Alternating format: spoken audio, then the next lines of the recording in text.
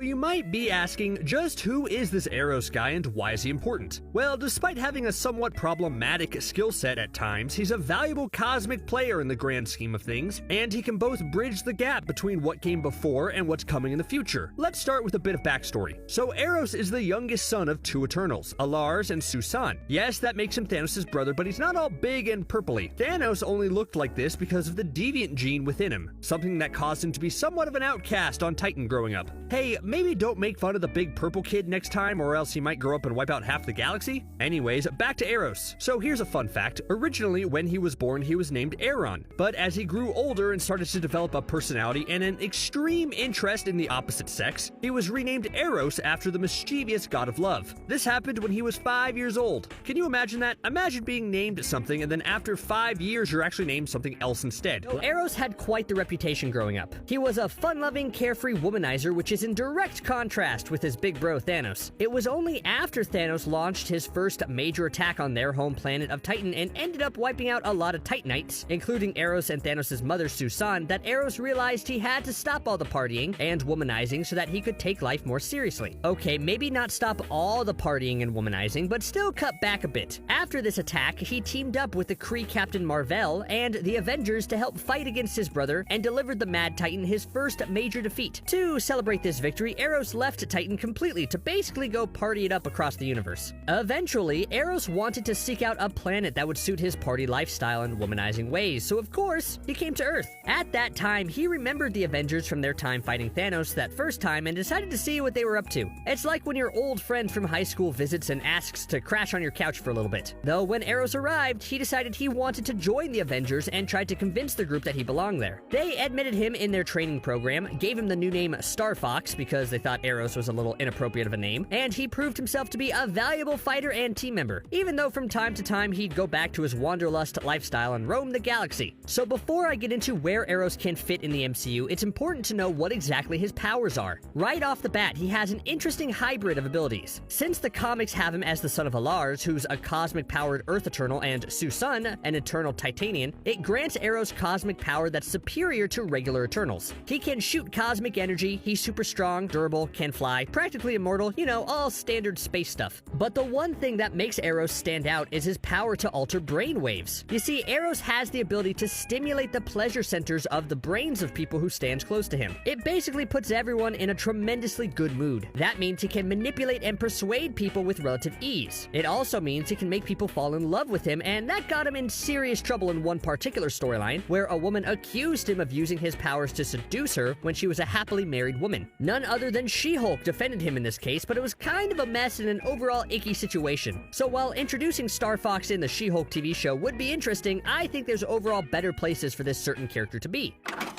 So obviously Thanos is gone in the MCU, and although there is a case that the Mad Titan can return in some capacity, given that he was snapped away and isn't necessarily deceased, I don't think he's going to be making a grand return anytime soon. I think the age of Thanos is over as we move on to bigger, better, and badder things. But that doesn't mean the legacy of the character still can't be explored. Yes, Eros and Thanos have great interactions in the comics, but what would it be like to introduce the character now that the big purple monster is out of the picture completely? I think that sets up a lot of interesting conflicts for a lot of characters, so I'll be spending the rest of the video breaking down where exactly the character of Eros could fit next. So first up, I want to talk about Guardians of the Galaxy Volume 3. We know that at least some of the Guardians will pop up in Thor Love and Thunder, which makes sense given that Endgame ended with Thor joining up with the Guardians for a bit to go on space adventures, but I don't think they'll play a huge role in that movie, and instead save all their energy for the trilogy ender, which releases a year later. And it looks like the plot of Guardians of the Galaxy Volume 3 not only will revolve around Adam Warlock, but also probably focus on finding the 2014 version of Gamora, who's now in modern times and probably a little confused on what to do next. The Gamora we've come to know and love is gone, having perished by Thanos' hand on Vormir. But when all the timey-wimey stuff happened in Endgame, the 2014 version came with the 2014 version of Thanos in the final fight. And although this Gamora also turned good in this fight, she didn't stick around to hang out with the people who Nebula called her new family. She did express shock that she apparently was in a romantic relationship with Star-Lord, to to which Nebula tells her options were either him or a tree, so maybe that freaked her out enough to leave. So what's Gamora up to now? Well, let's consider her mindset. This is now a Gamora who feels like she has no family left. She just stopped her adoptive father, but learned that a different version of her, who was now gone, had established these bonds with a new group of misfits, and maybe she felt a little uncomfortable stepping into that life. Like, overall, maybe she feels a bit guilty that she's still here and now in the present, when the true hero that was our Gamora is not. Either way, that sounds like a lot of baggage to be carrying, and you know who could potentially help her with this? Eros. That's right, I could see a situation where Gamora is struggling with the concept of family and seeks out Thanos' brother, as that might be the only connection she still has with her past. Eros could help Gamora get closure over Thanos and learn to not feel so guilty that she's alive while the other version of her isn't. It doesn't have to be a big part, but by introducing Eros as helping Gamora while setting him up for later adventures would do a lot in erasing a lot of the ickiness of the character's comic history of treating women. Plus, a fun-loving partier like Eros would fit in perfectly in the Guardians of the Galaxy world, right? But maybe there's a slightly better place for this character to go. Now that I think about it, Eros would be the absolutely perfect character to introduce in Thor: Love and Thunder. When we last left Thor, the God of Thunder was on an exciting new path. After the entire MCU was building up to Thor becoming King of Asgard, he finally achieved that kingly status at the end of Thor Ragnarok. Only that lasted for about 3 minutes before Thanos showed up and decimated like half the Asgardians. Thor did his best to take down Thanos, but because he didn't go for the head, half the universe was lost and Thor sunk into a deep depression filled with video games and lots of beer. After 5 years and the Avengers fixed everything, Thor realized that his destiny wasn't about becoming King of Asgard, and decided to give the role over to Valkyrie while he went off to explore the cosmos and find a new purpose in life. One that wasn't dictated to him, but rather he got to choose. And hopefully that sets up a ton more Thor adventures. But when you compare Thor's current character with Eros, you'll find that the two are relatively similar. Thor just wants to go on space adventures for a bit and have a lot of fun, while Eros has always been a free-spirited partier who likes to roam to different planets looking for a good time. Putting these two together could be beneficial for both of them. One of the best moments I think in Infinity War is when Thor, having just lost horribly to Thanos,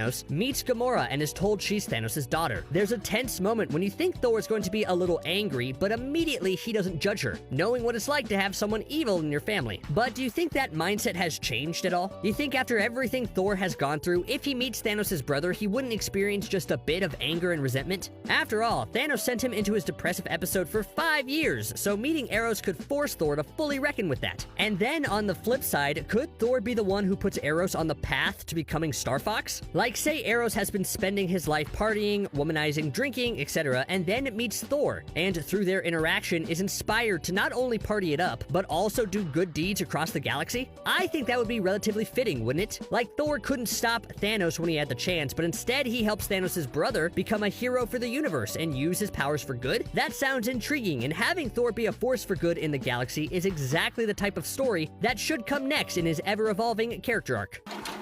So all of these instances so far have dealt with Eros in the current universe, and that opens up a lot of questions like, where has he been all this time? Did he keep in contact with Thanos? Are any Titanites still alive? Etc. And while that does open up some intriguing story opportunities for both the Guardians of the Galaxy and for Thor, that doesn't really sound like a step in the direction that the MCU is currently going in. Of course, I'm talking about the multiverse. With the Loki TV show and the upcoming Spider-Man No Way Home slowly starting to explore and explain the multiverse, it's going to be the upcoming sequel, Doctor Strange in the Multiverse of Madness, that are going to blow the bloody doors off of everything. We're going to be seeing all sorts of different universes and dimensions as Doctor Strange and Scarlet Witch have their grand adventure, and although plot points have been scarce, I don't think it's unreasonable to assume that the story will feature Scarlet Witch continuing her hunts to find her kids. In WandaVision, the show ended with the fake utopia Wanda created vanishing and Wanda saying goodbye, but the very end teased that her kids were still out there somewhere. It probably means they're in a different universe, and Scarlet Witch will be on the hunt to save them. The real big question is, will she do it with Doctor Strange's help, or will Doctor Strange be the one opposing her? It could go either way. Either Doctor Strange looks at whatever happens in Spider-Man No Way Home and realizes he needs to learn more about the multiverse, so agrees to help Wanda, or he is frightened about the events of No Way Home and realizes he needs to stop Wanda from messing with the very fabric of existence, or else there will be dire consequences. But whatever the situation is, it means that we'll probably visit a lot of different universes. Like, maybe we'll see one with Tom Tom Cruise as Iron Man. Maybe we'll see one where the Planet Hulk storyline played out properly. And maybe they'll visit a universe where Eros is still alive. So maybe the reason we haven't seen or heard from Eros yet is because he's not alive in our universe. And the big question is, would Thanos still be the same if Eros was around? I mean, at least maybe Earth could have been warned a bit faster. Like, maybe in an alternate universe that Doctor Strange and Scarlet Witch visit, Eros saw that Thanos was starting to collect Infinity Stones, and that's what convinces him he needs to take his brother seriously. He gives up some of his carefree lifestyle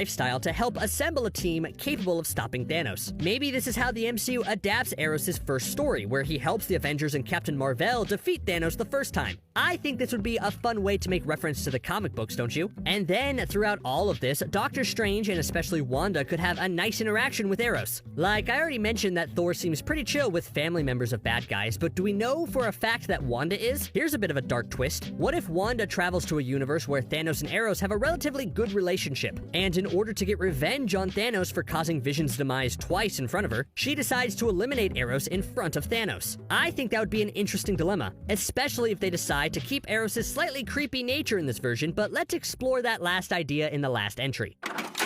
So mostly all these entries have been about Eros being a fun-loving partier who's ultimately a good guy. But what if instead the MCU decides to lean into his comic character a bit and make him a really powerful villain? I mean, it's definitely not outside the realm of possibility. He's literally been on trial for sexual assault because of his ability to use his powers to seduce and trick women. That's just downright sleazy. So instead of retconning his comic past and making him a hero, why not explore just how dangerous someone like this can be? What if Eros is the type of person who goes from planet to planet, basically hypnotizing people to love him, and has mostly all the strength of Thanos? Well, I think in that case, he'd be the perfect antagonist for the upcoming movie, The Marvels. So this is an incredibly exciting sequel. We're not just getting Captain Marvel back, but also she's teaming up with the scene-stealing Monica Rambeau, who ended WandaVision with her own Spectrum powers, as well as Miss Marvel, who will already have her own Disney Plus show at that point. Having all three of these characters together means they'll have to face a powerful enemy, so why not the brother of Thanos? Someone who uses his power to manipulate